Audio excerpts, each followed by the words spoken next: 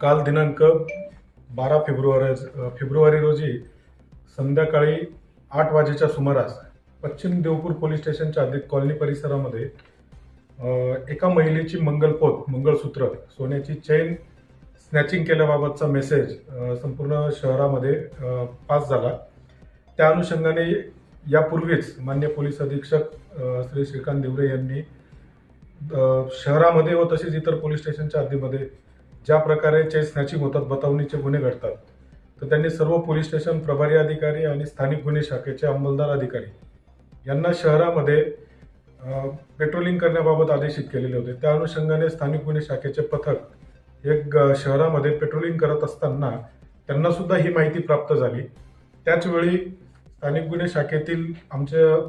सर्व अंमलदार, त्याचप्रमाणे पोलीस अधिकारी PSI श्री अमरजीत मोरे, पश्चिम देवपूर पोलीस स्टेशनचे हवालदार साठे, पोलीस कॉन्स्टेबल किरण साळवे या सर्वांनी शहराच्या बाहेर जाणारे जे मार्ग होते ते मार्ग या सर्व अंमलदारांनी दोन अंमलदार एका गाडीवर असे ब्लॉक केले आणि संशयास्पद फिरणारी गाडी आणि फिर्यादी यांनी दिलेल्या माहितीप्रमाणे